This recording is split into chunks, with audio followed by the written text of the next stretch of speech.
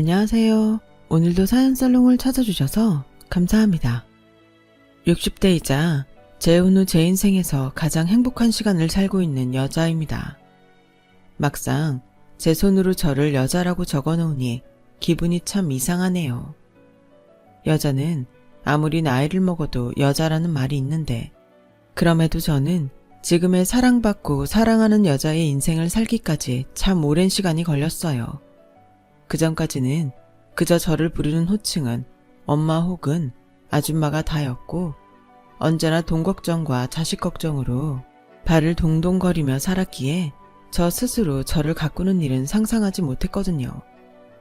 그런 저의 인생을 되짚어보면 저는 태생부터가 억울한 인생이었어요. 제가 가난한 집의 1남 5녀 중 5번째 딸이었거든요. 가난한 살림에 무슨 대를 이을 욕심을 낸다고 저희 부모님은 옛날 고리짝에나 나올 법하게 아들을 얻겠다며 줄줄이 딸을 낳았고, 끝내 6번째로 아들을 낳았는데, 그래서 제가 저희 집의 마지막 딸이 되었어요. 남동생은 저보다 2살 어렸어요. 아무리 집이 가난해도 귀한 대접을 받았고, 그에 반해 첫째 언니를 비롯한 저까지 같은 자식임에도 전혀 다른 대접을 받아야 했는데요. 그때는 우습게도 저의 소원이 하얀 쌀밥에 고깃국으로 배불리 먹는 거였어요. 그리고 저희 부모님은 교육에도 아들과 딸 차별을 하셨는데, 딸들은 많이 배워봤자 남 좋은 일만 시키는 거라며 학교도 초등학교까지 밖에 보내지 않았고, 그마저도 육성회비를 제때 주지 않아 학교에 가지 못하는 날도 많았네요. 그러다 보니 저는 살면서 학력 콤플렉스를 겪을 수밖에 없었고, 언니들을 비롯한 저까지 20살 성인이 되면 빨리빨리 시집이나 가라는 시기였는데, 첫째 언니를 시작으로 우리 딸들은 저희 엄마 아는 중매쟁이로부터 남편들을 만나 어이없게도 남자 쪽에서 좋다고 하면 저희의 의사와는 상관없이 결혼 날짜가 잡혔어요. 지금 같으면 꿈도 꾸지 못할 얘기죠. 그리고 그렇게 소개받은 제 남편은 정말 제가 딱 싫어하는 타입이었어요. 듣기론 집안은 큰 돼지 농장을 해서 잘 산다고 했지만 그 허풍 섞인 말투와 아저씨 같은 외모가 정말 싫었어요. 하지만 남편은 어찌나 자기애가 강한지 세상에서 자기가 제일 잘났다고 생각했죠. 시종일관 겉멋이 잔뜩 든 허풍을 떨면서 거짓말을 늘어놓는데, 저는 그날 저녁 집에 돌아가 남자가 허풍이 심해서 싫다고 울면서 얘기했는데, 저희 아버지는 우는 저에게 이렇게 말씀하셨죠. 남자가 허풍도 있어야지. 사내 자식이 소심하면 돼. 오히려 1000배 10,000배는 좋은 거야. 그러니 잔말 말고 그쪽에서 좋다고 하면 싸게 시집이나 가. 그래도 영자 너는 딸 중에 막내라고 네 엄마가 엄청 신경 쓴 거 알지? 너 그 집에 시집가면 사모님 소리 들으면서 네 소원대로 하루 세끼 하얀 쌀밥에 고깃국 먹을 수 있다니까. 저는 한심하게도 아버지의 말에 귀가 팔랑거렸어요. 어차피 이래 사나 저래 사나 먼저 시집간 언니들을 보니 다른 남자를 만나도 제 인생이 크게 달라질 것 같지 않았고, 아버지의 말처럼 남편은 좀 그저 그래도 편하게 호의호식하면서 살 수 있다면 이 지긋지긋한 집에서 벗어날 수 있으니 그건 그거대로 나쁘지 않은 것 같았어요. 그리고 이윽고 남편은 제가 마음에 든다고 저희 집에 상견례 날짜를 잡자고 연락을 해왔고, 저는 그렇게 남편을 만난 지 3개월 만에 시집을 가게 되었는데요. 제가 결혼 후 살 곳은 저 멀리 경상도에 있는 어느 시골 동네였어요. 시댁이 그곳에서 농장을 하고 있었거든요. 농장은 듣던 대로 규모가 엄청났지만 그곳의 삶은 아버지가 말씀하셨던 대로 호의호식하는 삶은 아니었어요. 시어머니는 엄청 깐깐한 사람이었고, 마치 저를 돈 주고 데리고 온 식모 취급을 하셨는데, 그나마 결혼 초에는 남편이 저를 마음에 들어해 챙겨주었기에 타지의 생활을 버틸 수 있었어요. 환경 탓인지 그래도 제가 믿을 사람은 남편밖에 없더라고요. 하지만 그것도 잠시. 결혼한 지 6개월 만에 저는 임신을 했는데 제가 임신을 하자 남편은 밖으로 돌기 시작했고 급기야 술집을 다니면서 대놓고 외도까지 저질렀는데요. 아무리 절절히 사랑한 남편은 아니라 해도 그 배신감은 이루 말할 수 없었어요. 그런데요, 남편의 외도만큼이나 제가 더 비참했던 게 뭐였는지 아세요? 그건 바로 남편의 외도를 알면서도 큰 문제가 아니라는 듯 말하는 시어머니의 태도였어요. 남자가 살다 보면 한눈도 팔고 그러는 거지. 그런 걸로 시끄럽게 굴지 마라. 원래 남자들이 자기 마누라 임신하면 밖에서 풀고 그러는 거야. 너는 그냥 알아도 모르는 척 해라. 그게 여자의 미덕이야. 웃기죠? 무슨 그런 게 미덕이라고 며느리한테 떠드는지. 저는 아마도 그때부터 남편에 대한 마음을 완전히 접게 된 것 같아요. 하나를 보면 열을 한다고 그런 남편에겐 어떤 희망도 없다고 생각했거든요. 그래서 기회가 되면 몰래 돈을 모아 아이를 데리고 이혼하겠다는 마음을 품고 그렇게 살았는데 막상 제가 아들을 낳으니 시어머니는 손이 귀한 집에 아들을 낳아줬다며 마치 저의 아들을 자기의 아들처럼 끼고 사셨고 모르는 사람들은 시어머니가 아이를 전담하다시피 하니 저에게 편하겠다고 모르는 소리를 했는데요. 정작 저는 아들을 뺏긴 기분이었어요. 너 내 신경 쓰지 말고 농장 일이나 해. 내가 너보다 경험도 있고 가방끈도 기니 키워도 너보다야 잘 키우지 않겠니? 그러니 너는 민석이 육아에서 손 떼라. 손을 떼라고요? 어머니, 그래도 제가 엄마인데 어떻게 그래요. 저희 아들 예뻐해 주시는 건 너무 감사하지만 말씀도 그렇고 정도가 너무 지나치신 것 같아요. 어머, 얘가 지금 뭐라는 거니? 네가 우리 민석이 낳아줬다고 뭐라도 되는 것 같아? 넌 그냥 우리 민석이 낳아준 씨바지 같은 거야. 어디 무식한 게 애를 키우겠다고 설쳐? 넌 그냥 시키는 일이나 해. 알겠어? 아무리 손자 사랑이 지극해도 엄마인 저를 씨바지라니. 저는 그 후 시어머니와 아이 때문에 부딪히는 일이 많아졌어요. 하지만 남편은 역시 제 편을 들지 않았고 오히려 자기 엄마 마음을 몰라준다며 큰 소리를 쳤는데요. 아니, 우리 엄마가 기껏 고생해서 애 봐주는 건데 감사한 줄도 모르고 웬 소란이야. 그리고 생각을 해봐라. 초등학교밖에 못 나온 네가 애를 키워봤자 얼마나 잘 키우겠냐? 그냥 우리 엄마 하자는 대로 해. 그럼 될걸. 왜 자꾸 집안 시끄럽게 만들어? 뭐라고요? 아무리 팔은 안으로 굽는다고. 하지만 난 싫어요. 내 아들도 당신처럼 되면 어떡해요? 난 당신처럼 내 아들이 말 같지도 않은 허풍에 밖에 나가 바람이나 피우는 그런 놈으로는 절대 키우고 싶지 않아요. 그 순간 아찔하게 제 얼굴 옆으로 묵직한 유리로 된 잿더리가 날아갔고 벽에 부딪힌 잿더리가 산산조각이 났는데요. 그 뒤 남편은 정말로 미친 사람처럼 소리치며 날뛰기 시작했고 그 소란에 시어머니가 제 아들을 데리고 저희 부부방으로 들어오셨는데요. 그 부모의 그 자식이라고 시어머니는 무슨 일인지 묻지도 않고 아들 편만 계속 들어 제 속을 뒤집어 놓으셨는데 그 순간 저도 꼭지가 돌고 말았어요. 도대체 뭐가 문제여서 집안을 이렇게 시끄럽게 만드니? 너 내가 시키는 거나 하면서 조용히 살라고 했지? 너 이혼당하고 쫓겨나고 싶어? 이혼이요? 제가 바라는 거예요. 근데 제 아들은 제가 데리고 갈 거예요. 누구 맘대로. 그리고 네가 이혼한다고 하면 니네 집에서 퍽이나 좋아하겠다. 아, 내가 말 안 했지? 우리 집에서 니네 친정에 다달이 돈 보내고 있는 거. 너 말이 좋아 시집 온 거지? 우리 집에 팔려온 거야. 뭘 알지도 못하면서? 순간 저는 온 세상이 저를 배신한 것 같은 기분에 사로잡혔고 저를 향해 비열하게 웃는 남편과 시어머니를 더 참고 봐줄 수가 없었어요. 그래서 성난 황소처럼 시어머니를 그대로 들이박았고 시어머니의 손에서 제 아들을 빼앗다시피 해 무작정 그 집을 나왔어요. 하지만 동네가 워낙 좁고 갈 곳이 없었던 저는 그 저녁에 발길이 꽁꽁 묶이고 말았는데요. 그 순간 농장이 바쁠 때 가끔 와서 일을 하시는 할머니가 생각나. 마치 피난이라도 가는 사람처럼 할머니에게 도움을 청했어요. 그러자 할머니는 그간의 제 사정을 알았기에 저에게 아랫목까지 내어주며 이렇게 말씀하셨는데요. 네, 그 집 사람들 참 오래 봤는데 애기 엄마 잘했어. 그 집 사람들 절대 안 변해.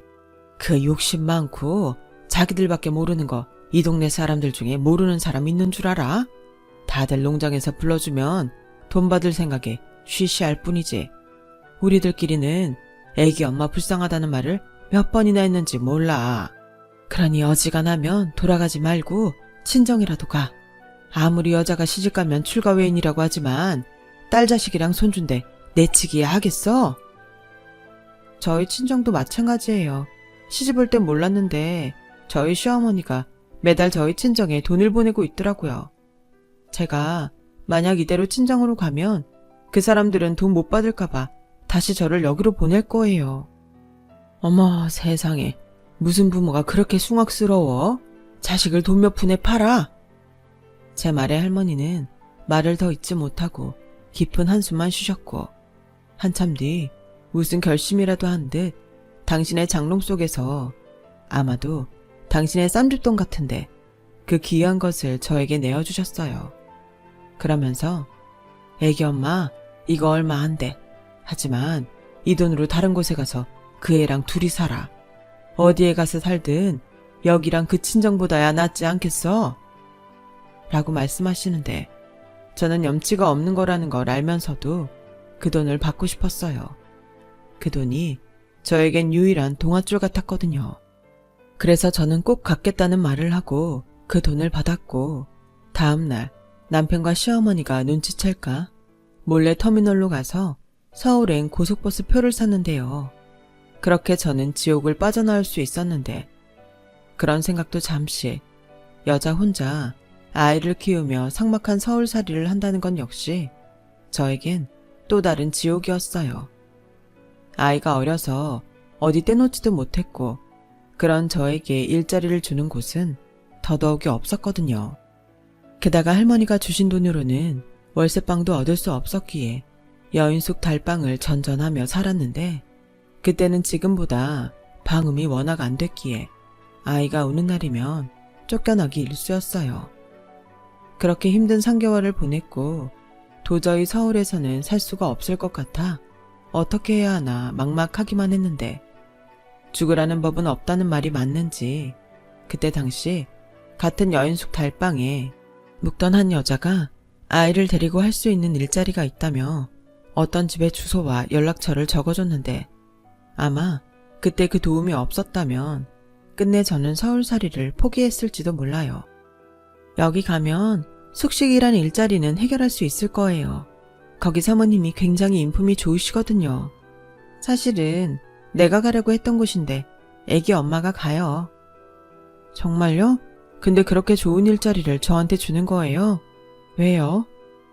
저는 고향으로 돌아가기로 했거든요. 저희 집이 강원도 산골인데 부모님이 산에서 약초를 캐다 다치셨다고 해서요. 자식이라고는 저 하나라 제가 가서 돌봐드려야죠. 아, 그래요? 저는 너무 감사한 일인데 부모님이 많이 안 다치신 거면 좋겠어요. 그리고 정말 고맙습니다. 이 은혜 평생 잊지 않을게요. 어려운 사람끼리 도와야죠. 애기 잘 키우세요. 저는 그날 그 여자가 저에겐 예수님이고 부처님 같았어요. 그리고 다음날 아침 소개해준 곳에 전화를 했고, 전화를 받은 사모님은 집에 상주하며 가사일을 대신해줄 수 있는 사람을 찾고 있다고 했는데요. 아이가 있어도 괜찮다고 하셨어요. 그래서 그날 바로 신이 나서 그 집으로 갔고, 꽤 큰 2층짜리 주택에 딱 봐도 행복해 보이는 가족들이 있었는데 모두 저와 제 아들을 반갑게 맞이해줬어요. 어머, 정말 애기네? 몇 개월이에요? 이런 작은 애를 데리고 그동안 고생 많았겠네요. 네, 제가 사정이 좀 있어서. 말하고 싶지 않으면 안 해도 돼요. 그리고 주방 옆에 조그만 방이 하나 있는데 그 방 쓰면 되고, 애기 먹을 건 냉장고에서 아무거나 다 써도 되니까 편하게 만들어 먹여요. 대신 우리 남편이랑 우리 딸들 잘 챙겨주고 내가 아파서 집안일을 잘하지 못하거든요. 부탁 좀 해요. 사모님은 안 그래도 얼굴빛이 창백해 보였는데 유방암을 앓고 계셨고 몇 번이나 재수술을 했는데도 재발이 돼서 안타까운 상황이었어요. 하지만 사장님도 딸들도 모두 희망을 잃지 않고 가족끼리 사이가 좋았는데 이런 집도 있구나 라는 부러움이 생기더라고요. 그 후 저는 정말로 열심히 일했어요. 이곳이 아니면 누가 우리 모자를 받아주겠나 하는 마음과 이런 저를 기꺼이 받아준 사모님을 위해서 최선을 다해 일을 했는데요. 그래도 희망이 있었는지 사모님의 병세는 많이 호전되었죠. 그리고 저는 그곳에서 무려 15년 동안 일을 했고 사모님의 도움으로 그 빌어먹을 남편과도 무사히 이혼할 수 있었는데요. 제 아들을 포기할 수 없다고 버티는 시어머니에게 그간 저에게 부당한 노동과 대우를 했다는 점을 문제 삼아 위자료 청구까지 하겠다고 세게 나갔고 남편과 시어머니는 아이를 포기하는 대신 위자료와 양육비는 제가 시댁에 있는 동안 저희 친정에 보내준 돈으로 대신한다고 했어요. 물론 억울한 부분이 없지 않았지만 앞으로 평생 저들과 아이 문제로 엮일 일이 없다고 생각하니 그것만으로도 좋았던 저는 무사히 이혼한 것에 의미를 뒀고 시간이 많이 지났지만 기꺼이 쌈짓돈을 꺼내주신 할머니에게도 돈을 갚을 수 있었는데요. 안타깝게도 할머니는 이미 돌아가셔서 이제는 그 집에 돌아와 살고 있다는 큰 아드님께 이자와 그 돈을 대신 드렸어요.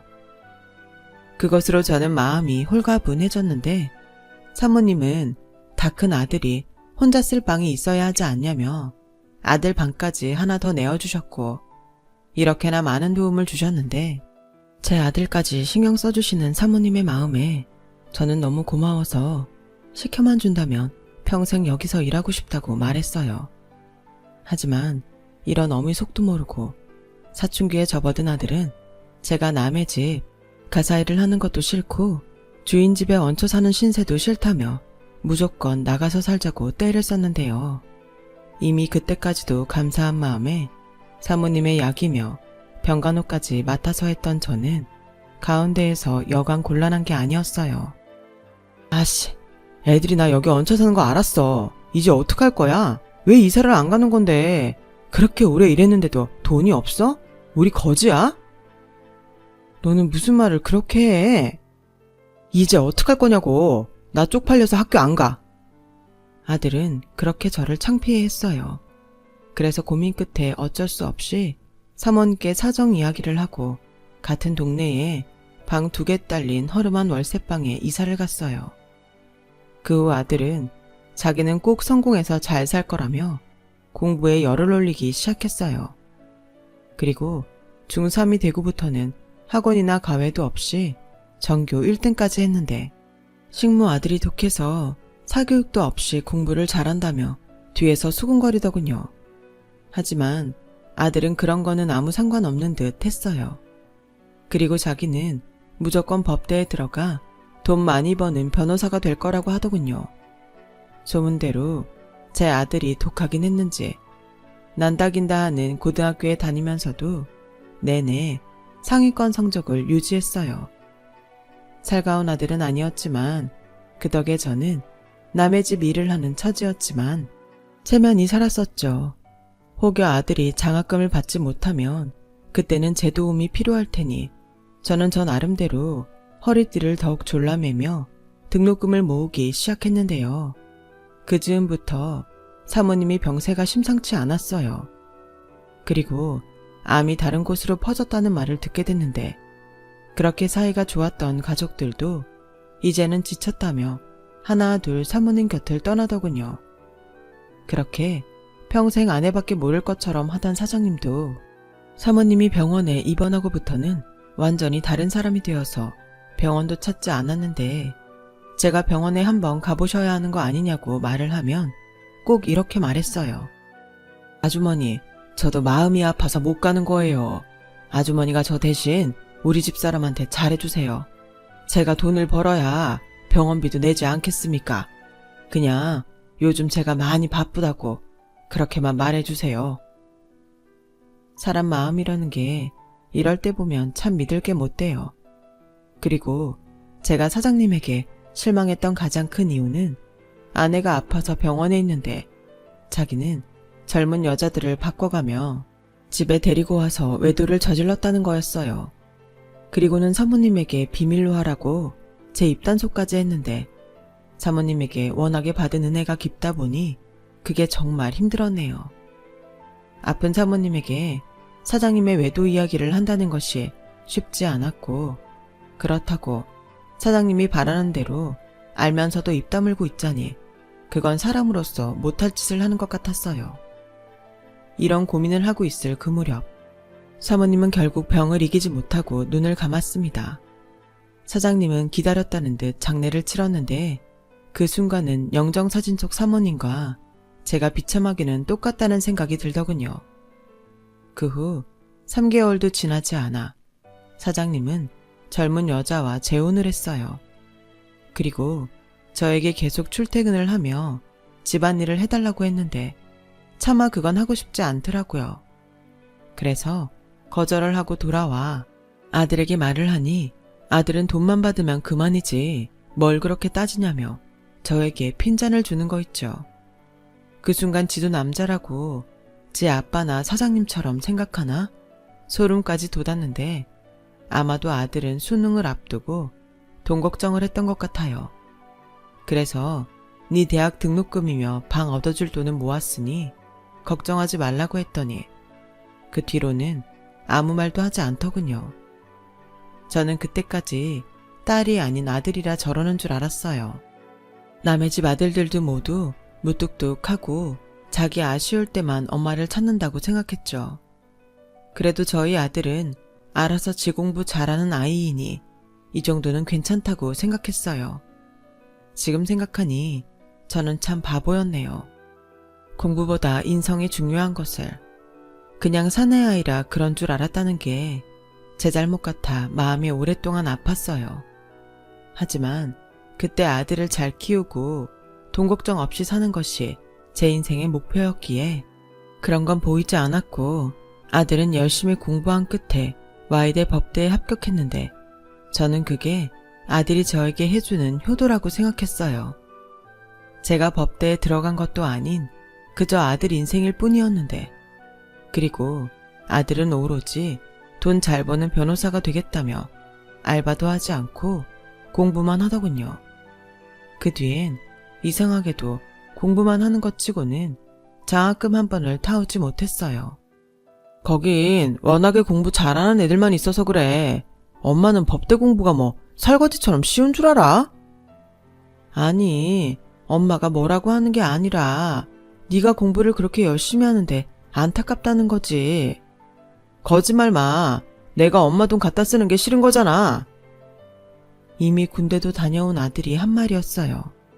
다른 집 아들은 군대에 다녀오면 모두 철이 든다고 하던데 저희 아들은 사춘기 시절에 멈춰 있었고 그런 아들이 저에겐 세상의 전부여서 대학 등록금을 대며 식당 일을 했어요. 그렇게 자그마치 10년을 뒷바라지한 끝에 아들은 변호사 배지를 달 수 있게 됐고 내심 이제 끝났다. 나도 이제 변호사 아들 덕 좀 보며 쉬어야겠다 라고 생각했는데 변호사 타이틀 단지 3개월도 되지 않아 아들은 저에게 결혼을 통보했어요. 엄마, 나 결혼해. 뭐? 지금 엄마한테 결혼한다고 통보하는 거야? 어쩔 수 없어. 애가 생겼거든. 근데 오히려 잘된 일이야. 나랑 결혼할 여자 부잣집 딸이거든. 거기 아버님이 평생 변호사 사위 보는 게 꿈이었대. 아니, 그래도 그렇지. 결혼을 이렇게 결정해? 그럼 생긴 애를 지워? 그리고 우리 형편에 그만한 결혼 상대 찾을 수 있을 것 같아? 몰라. 난 결혼할 거고 엄마 싫으면 그냥 자식 없다고 생각해. 뭐라고? 내가 너를 어떻게 키웠는데 그런 소리를 해. 그 소리 좀 제발 하지 마. 따지고 보면 나야말로 엄마 때문에 개고생했잖아. 아빠 집이 그렇게 부자였다며. 근데 엄마는 그런 아빠 싫다고 애먼 나까지 데리고 와서 남의 집살이나 시키고 엄마는 나한테 안 미안해? 그 순간 머리를 한 대 세게 맞은 것 같았어요. 지 아빠가 그리고 지 할머니가 어떤 사람이었는지 알지도 못하면서 저는 그 뒤 충격을 받았지만 아들은 그런 저는 안중에 없는 듯 결혼을 진행했고 울며 겨자 먹듯 상견례 자리에 가게 됐는데 임신했다는 며느리는 저를 보자 놀란 눈으로 이렇게 말했어요. 어머, 분명 오빠네 엄마 50대라고 하지 않았어? 생각보다 많이 늙으셨다. 고생을 많이 했다고 하시더니 할머니시네. 세상 천지에 예비 시어머니를 보고 그런 소리를 할 수 있는 며느리가 또 있을까요? 며느리는 제 아들보다 5살이 어렸는데 얼굴은 이쁘장하게 생겼지만 생각하는 머리는 어린 아이 수준처럼 보였어요. 하지만 제 아들은 그런 무례한 말을 듣고도 아무렇지 않게 웃기만 했고 저보다 장인 장모 될 사람에게 더 방글방글 웃으며 비위를 맞추는데 딱 지 아빠 젊었을 때를 보는 것 같았어요. 그렇게 키우지 않겠다고 큰 소리까지 쳤는데 저는 씁쓸한 마음에 입안도 까끌거렸고 음식도 먹는 둥 마는 둥 하며 상견례를 마쳤는데 사돈네가 부자는 부자인지 제 아들이 변호사니 아무것도 필요 없다며 모든 걸 자기네들이 알아서 한다고 했어요.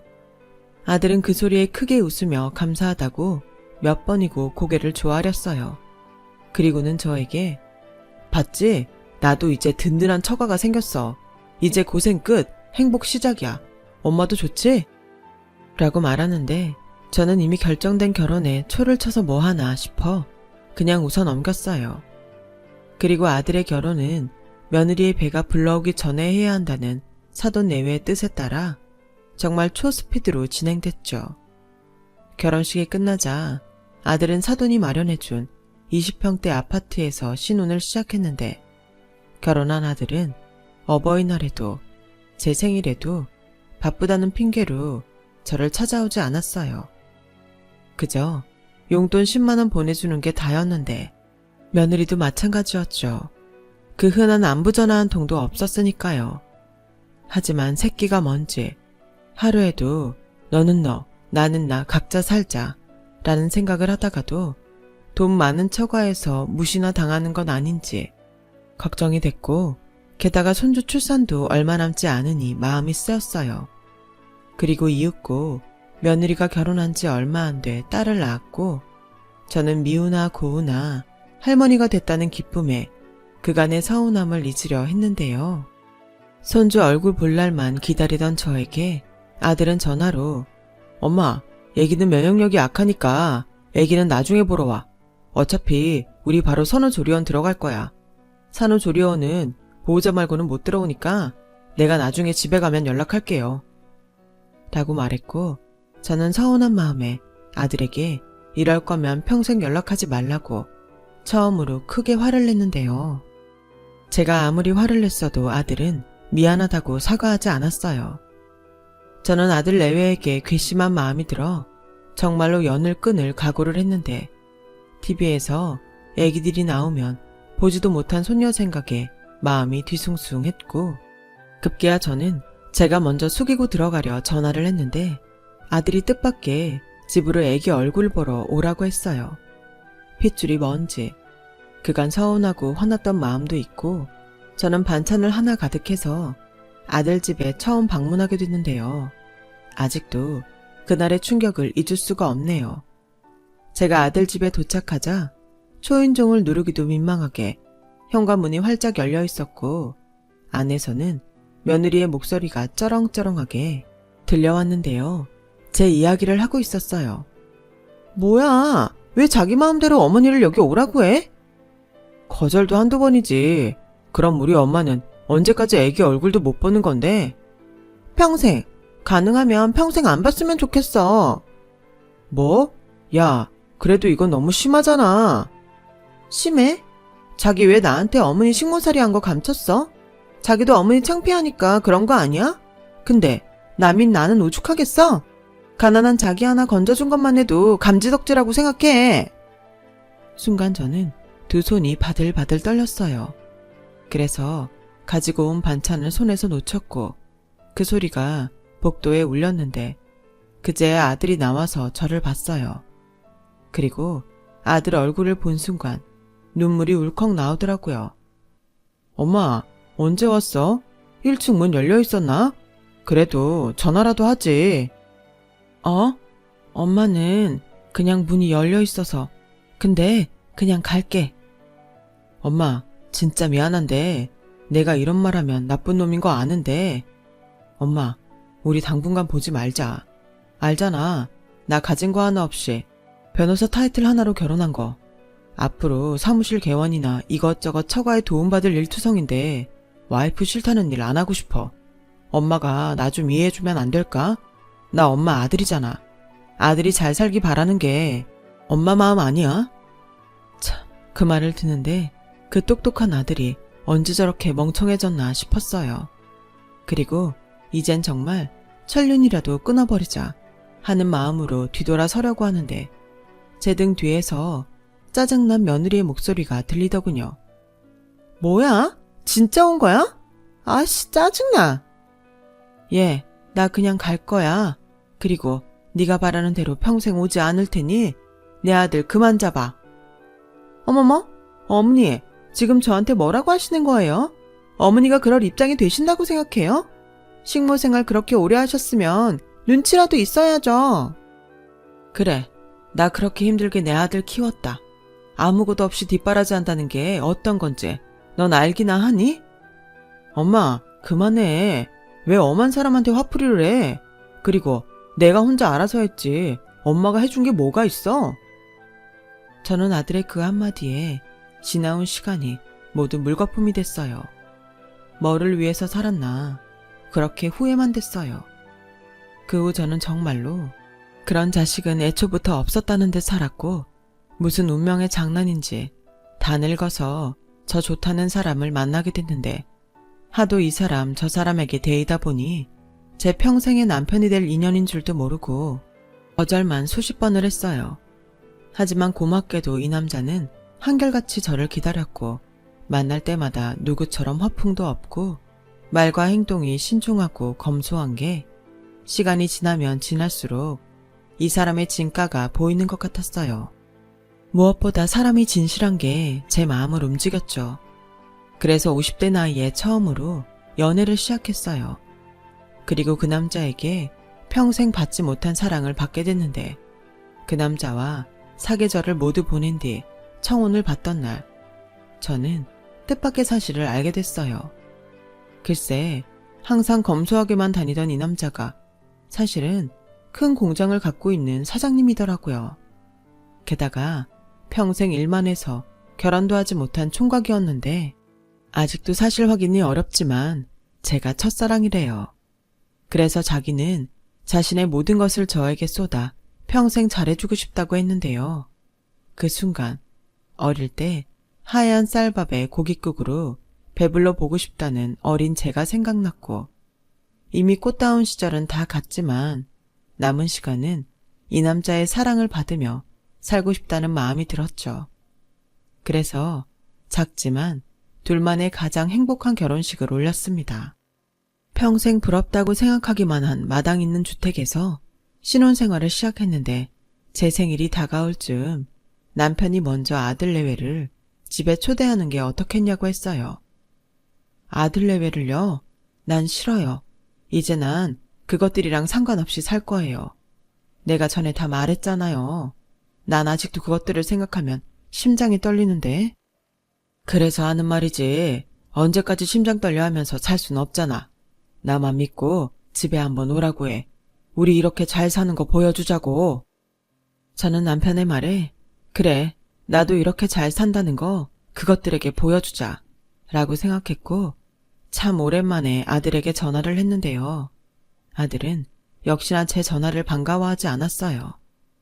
하지만 제가 재혼을 했고 남편이 시키는 대로 새아버지가 니네 장인처럼 부자라고 말을 하니 아들은 손녀와 며느리를 데리고 집에 오겠다고 먼저 말을 했고 주소를 알려달라고 했는데요. 그 주 아들 내외는 뭐가 급했는지 저희 신혼집을 찾아왔어요.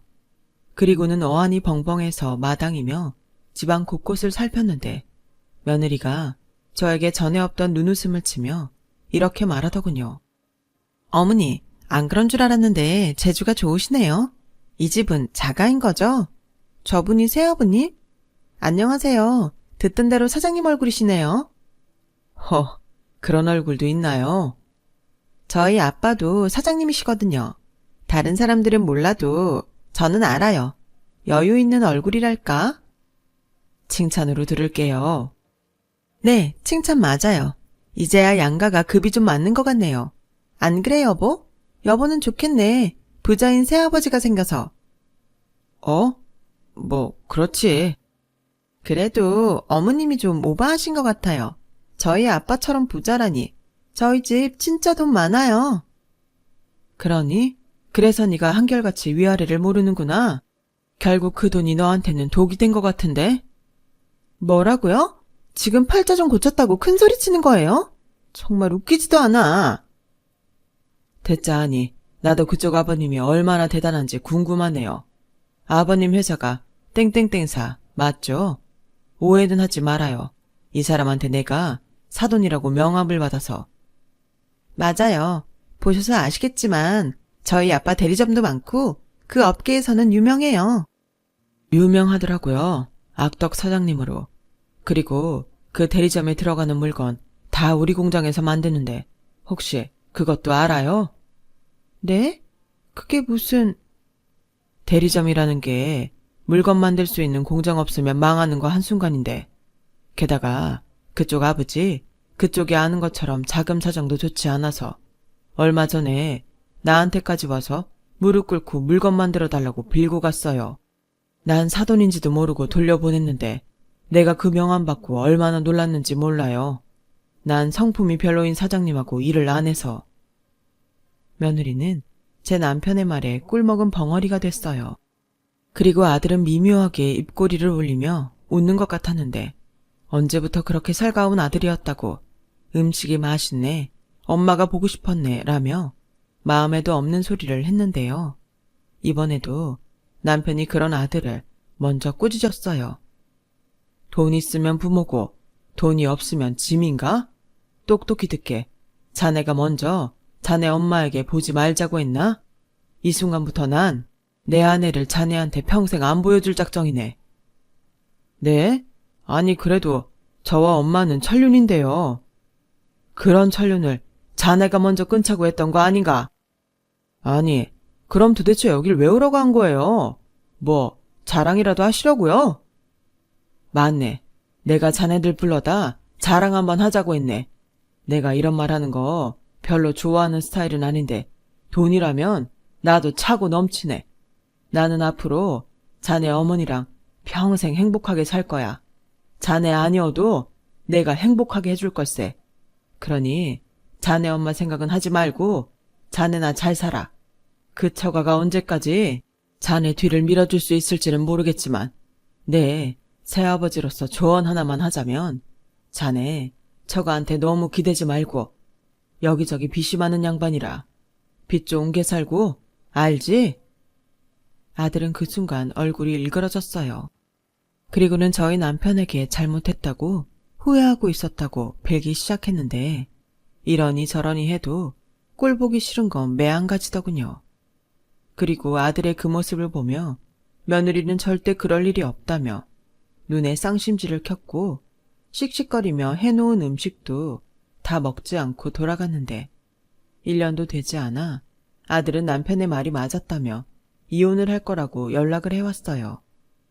그러면서 처가보다 자기 집이 더 잘 사니 그런 처가는 필요 없다고 하는데 저는 그런 아들의 말을 들어줄 수 없어서 그 전화를 끝으로 저는 핸드폰 번호를 바꿔버렸는데요. 아들이 점점 인간 쓰레기가 되어가는 걸 저는 보고 싶지 않았어요.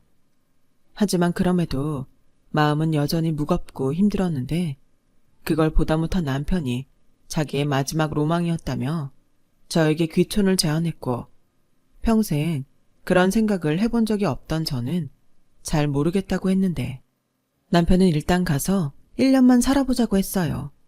그러면서 거기 가서 다 잊고 작은 텃밭에서 우리 먹을 거 키워가며 장날엔 시장 데이트도 하자고 어찌나 사탕발림으로 꼬시던지. 그만 홀랑 넘어가서 저는 지금 7년째 귀촌 생활을 이어가고 있네요. 모르는 사람들은 귀촌을 하면 유유자적하게 한가로울 거라고 생각하지만 실제로 시골 생활은 할 일도 많고 바쁘게 하루가 돌아가요. 근데 이게 묘하게 중독인 게 안 하면 안 할 수도 있는데 안 할 수가 없다는 겁니다. 그러면서 저절로 깨달았어요. 인생이 너무 짧다는 것을요. 저는 이미 인생의 절반을 엉뚱한 곳에 모두 써버렸는데 남은 인생까지 그렇게 살고 싶지 않다는 생각을 하게 됐죠. 그래서 남은 시간은 열심히 산 만큼 제가 부릴 수 있는 사치를 하며 살기로 마음먹었어요. 돈을 쓰는 그런 사치가 아니라 돈으로 살 수 없는 그런 사치를 하면서요. 그렇게 생각하니 아들이 그렇게 큰 것도 이젠 제 잘못만은 아닌 것 같고 또 그런 아들을 위해 평생 노력하며 산 제 인생도 다 헛산 건 아닌 것 같은 기분이 드는 게 저는 이제야 비로소 진정한 제 인생을 사는 것 같아요. 그리고 남편은 가끔 회사에 일이 있으면 서울에 가기도 하는데 남편이 없는 집은 너무 허전해서 그동안 어떻게 혼자 살았나 싶은 생각이 들 정도로 이제 남편 없으면 살 수 없는 그런 사람이 되고 말았어요. 누군가는 그렇게 생각할 수도 있겠죠. 남편이 부자라 행복한 거라고요. 부정할 수 없는 부분도 있지만 저는 그럼에도 말하고 싶어요. 이 사람이라 행복한 거라고요. 저는 그래서 남편이 있는 지금이 너무 감사합니다.